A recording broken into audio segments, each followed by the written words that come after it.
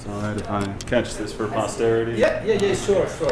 Keep that well away from me since I caught far too well by certainly that recording. Okay, all right. I'm gonna kick off. I'll introduce myself, say who you are, and then Okay. I'll keep my fingers crossed. You'll keep your. I don't need to keep your fingers crossed. Feel free to go on. It's gonna be good. Okay. Good afternoon, listeners. This is Giles Edwards from 366 Weird Movies, and I am with the director of Pandemonium, which had its North American premiere last night here at Fantasia, an artist by the name of Quarxx. Absolutely. Hello. So I am Quarxx. I am the director and the author of Pandemonium that was just screened at Fantasia last night. It went great. I'm very happy to be back in Fantasia. This is my second time. I was there like 6 years ago now. Oh my god, time's running fast. Yeah. And I was there with a short film, A Nearly Perfect Blue Sky, and we had the chance of winning the grand prize at the time. And it was great, of course, a great experience, and really happy to be back with Pandemonium. And we did great last night. And It was a pretty packed house. Very packed.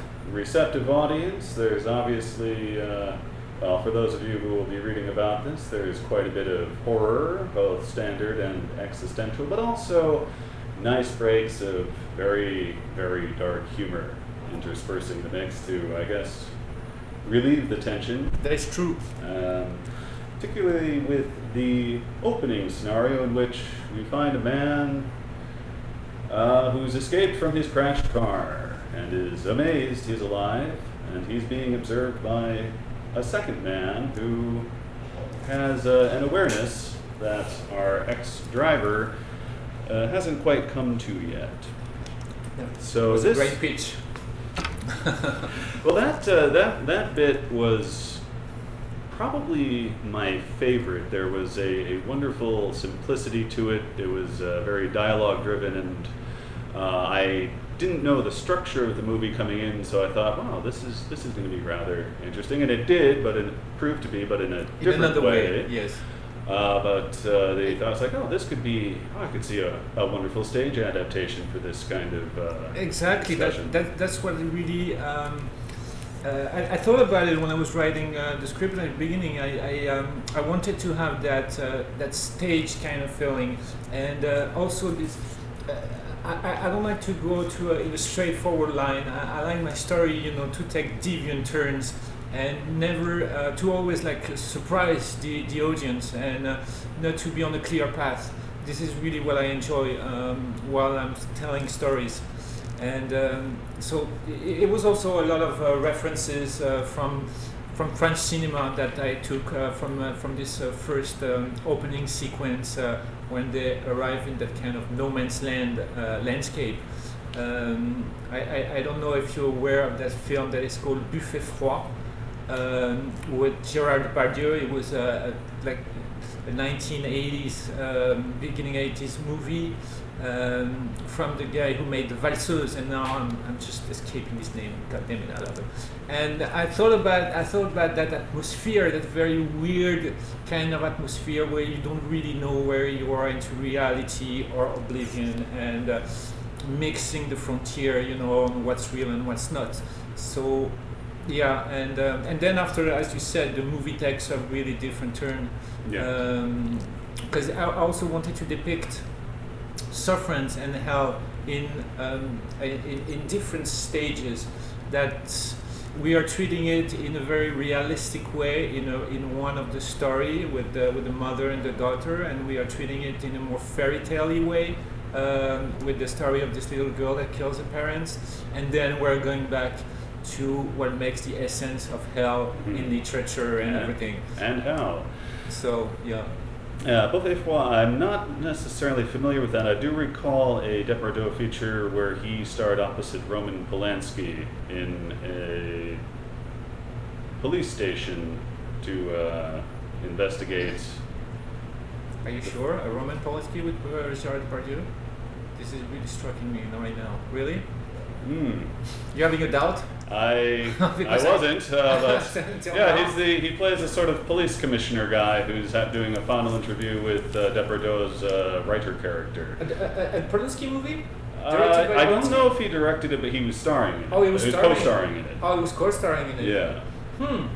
I Doesn't I ring a actually bell. reviewed this a year or two ago, but it is from the. A Pure Formality. That's the one. Appeared Formality and in Pure French? Formality, directed by Giuseppe Tornatore. Ouais, I know Tornatore, but that's an Italian film, right?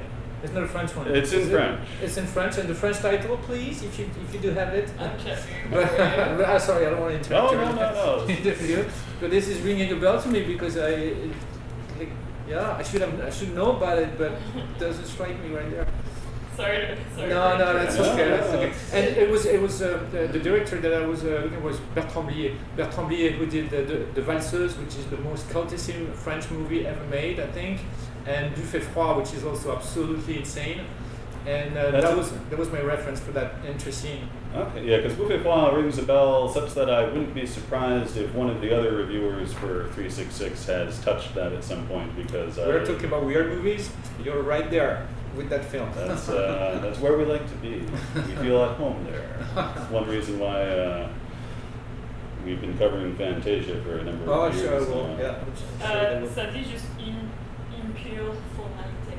Pure formality. Okay. Well, thank you for enlightening me. And like I recommend it. Smarter than I was 2 minutes ago. Thank you. It's a great little, in its way, stage. It all takes place in one office. Okay. And it's Depardieu and Polanski having a conversation with existential and undead implications. Sounds pretty good. So, well, I guess I'll segue then. This is your second feature film. You've done some shorts as well. From my bare understanding of the French spoken last night, you started not in film, but in other art forms, photography. And painter, I used to be a painter for 10 years. I used to be a painter and a photographer as well. I've done fashion photography, stage photography, art photography, medical photography, and painting was that always used to, it was a real stage for me. It was something to educate my eyes, educate myself to working with lights, understanding frames and structure of an image, because since I'm 6 or 7 years old, I want to be a filmmaker, and I was really just obsessed with it. But I didn't want to go, I went to film school when I was teen or something, but I was not finding my place there. Everybody thought they was super Spielberg, and they didn't do anything, and they were very competitive, and I was not like that. And I wanted, I knew I had to learn and I had to gain experience also in life in order to tell great stories. And I didn't want to throw myself in right away, and so I went through stages, and painting was really great, and but it was not really for me though. It's a very lonely kind of creativity, Right. and I like to work. Well, I like to have my freedom, but I also like to work in team. It was great because I had a great gallery in France, in Paris, and I was making exhibition all throughout Asia, Southeast Asia, and China. And so that was a great experience. And then 10 years ago, I felt I was ready to go. Or even 15 now. Oh my God! But As you say, time is starting to blur together. Yes. So what, if you can remark quickly, and if they come to mind, you say you felt ready to go. What was the alignment of your own experience and circumstances that made you make a comparative leap from still image isolated to moving image with team? Well, in parallel, I don't know, at the same time that I was a painter, I started really to experiment with short films, and I've directed maybe 20 of them, or even more. And but for me, at the beginning, it was really a rehearsal. I didn't put any pressure on myself. I did very absurd, burlesque kind of short film, and you can tell them by the name of them. It was called Dirty Morris and Rasta Kamikaze Bang Bang. And well, I didn't really give a shit about like what people would think. I really was doing it for me as a training. And then I did a short called Nuit Noire, and it was really the first time that I thought, okay, I'm going to take this seriously.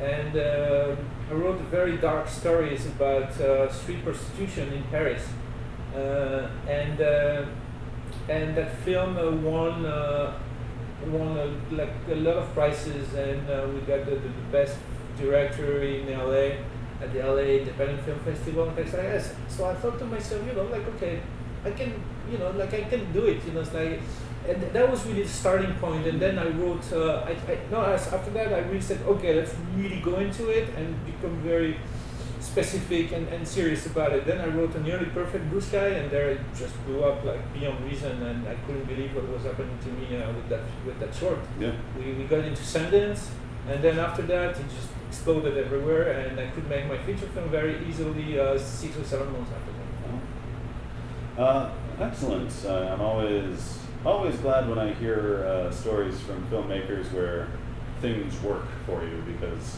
so often the case it's just banging your head against the wall until it breaks. It can be a very frustrating job at some point, and it does not always like go like under the sunshine and without any problem. It's a constant struggle, and you have to fight all the time and convince people that doesn't understand anything about what you want to do, and that it's going to be great, and then they will get their money back and everything. So that's really, I don't like that part, but we have to go through that in order to be able to shoot. Yeah.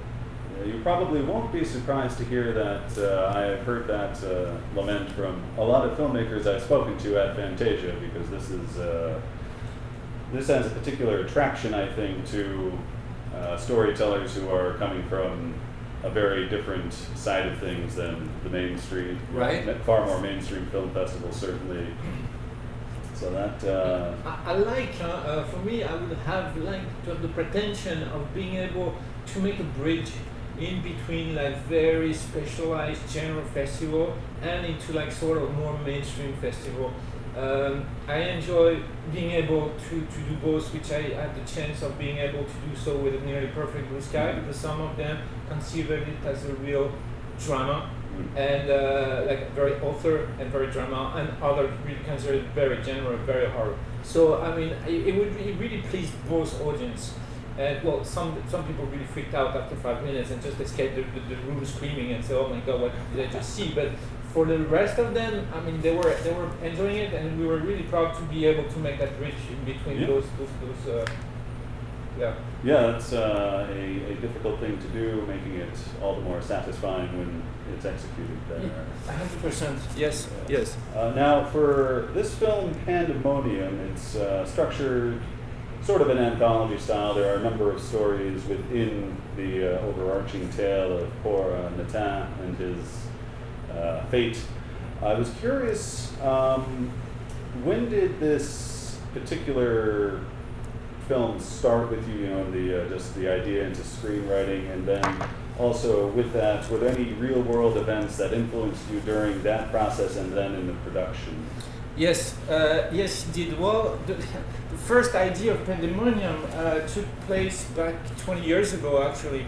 So it took me a long time to write it and put it under a script, because I actually died myself.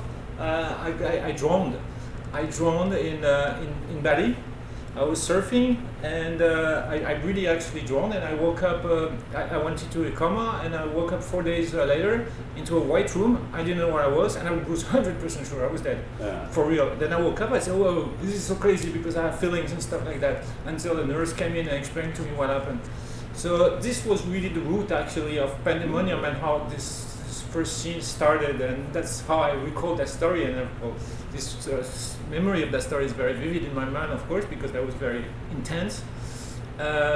So that's really how I got the first idea of it. I wanted to develop it, and what about if you wake up and you really think you're dead, or you are actually, which was not my case. But Also, I was at the time 3 years ago. I was working on a film script with a production company, and we were. It was supposed to be my second feature film, which actually is going to be my third. But at the time, it was supposed to be my second, and we had a lot of struggle with the scenario, with the script. There was too many people involved in it. I'm a loner when it comes to writing, and I do not like too much to have. I can have advice, of course, it's always good to have like a little advice here and then, but that's it, and there was too many inputs, too many people not agreeing with each other on what should be the movie and everything. So that after 2 years of struggling on that script, I really needed a break, and I needed to get back on what would make me want to become a filmmaker in the first place, and what I really enjoyed about movie. I had the feeling that I needed freedom of creativity, which I didn't have at that time, because there was so many, as I say, struggle with the script. And so I took a break with that project. I said, okay, give me some time. I need to, take a break with it. I'm gonna do my own thing for now, and I want to go really indie. I do not want to have any pressure or anything telling me what to do. I want to have pure fun and tell the story that I want. Pure fun. Well, that was not pure fun. It was a sort of a hell to do it, but yes. But that's really how it became, and then we had that pandemic that struck, and that lockdown and everything. So I wrote that story in, I'd say, a month and a half during lockdown. It was a perfect time to become creative, of course, and to write. For me, it was a very enjoyable time, actually. I must be one of the few, but it was really a blessed time for me. I really enjoyed it, and I had Paris for all by myself. It was just amazing. And that's how the genesis of the film really started, and from that memory of my accident and a need of creative freedom. No, it is rather interesting, especially for me personally, because some years ago I myself also died briefly at a musical concert. Really? That I don't remember that day or the subsequent 3.5 days, but woke up in an ICU, yes. not being certain what had gone on. Yes. Well, I know that feeling very well. Yeah, and it was that I didn't get into filmmaking for that, but it was a major tilt into my side of things. I started watching more stories and writing my reactions to it. So of course, yeah. It's interesting. Very cool. Now, the opening framing story with Nathan and Daniel, it feels like there might be a broader iteration of that, where it was a broader what? A broader version, like a longer version of that, because it felt like that there was like any amount of exploration that could have gone with just those two kind of having a casual conversation in that hazy afterworld. Is there was that at all slimmed down, or was that just that? No, well, the fact is, in my mind, I was supposed to shoot a lot more than I did actually. And why that happened, I couldn't do it, because as you see the film, right, you see that huge snowstorm that hit us. It's great for the film, really. I was so lucky because I couldn't plan that, right? Yeah. But we so not plan that it was because we shot that in the middle of spring. 2 days before, it was 25 degrees, and it was supposed to stay like that. And I don't know what happened. We had like a climate crisis or something like that. Temperature fell to -17, and though it's from the people all around the city, they've never seen that for 150 years. And we were all wearing like sleepers and t-shirts, and it was just a nightmare. And the firefighter had to take us down the mountain because we couldn't go down anymore. We were stuck from the ice and the snow and everything. And what was supposed to take me like an hour, everything that was supposed to take me an hour, it took me 4 hours. So and I mean the budget was really slim, and we had like. We shot that scene in 3 or 4 days, I think 3 days, And so it was supposed to be a much more shots, and we're supposed to see the soul of the guy getting out with scarecrow going out of his body and stuff like that, and we had like super camera moves and everything, but we couldn't do all that. So I had to really go to the strict, like directly to what I needed in order to tell my story. But at the end, I think I don't regret one thing, because I mean it gives us a real cool feeling of the limbo, you know, you don't really know where you are, and that state of being all white all around is just exactly what I had in mind, knowing that I could probably not having it since we were shooting in spring, so but that was a divine intervention thing, you know. Yeah, it came across very fluidly, very natural feel that I was like, oh, this is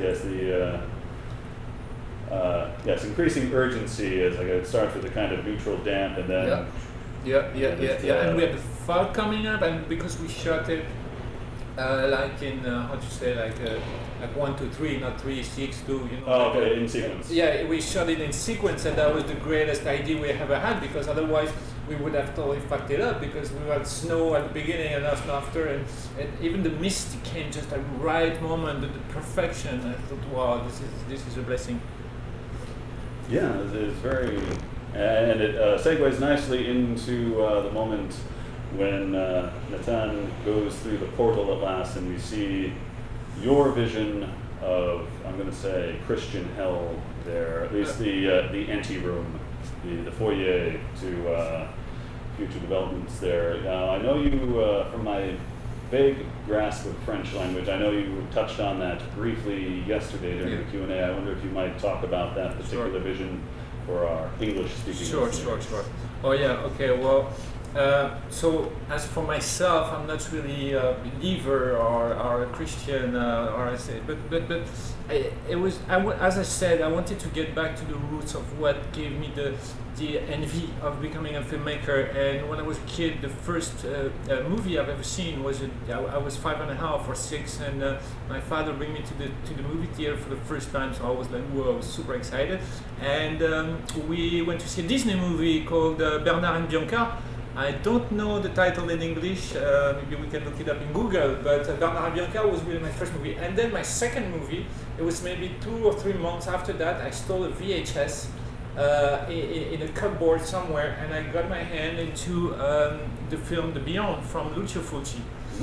And when I saw that film, I was probably like 6.5 or 7, and it really blew my mind. I mean, it traumatized me, to be honest, but in a good way. Gave you something to work with in the future. No, exactly. And when I saw the depiction of hell that he did, that Lucio did in this film, in the Beyond, I had a great vivid memory of it. And since I was so young, and I said to myself when I saw that, I said, this is what I want to do with my life. I want to tell stories, and I want to tell creepy, crazy stories.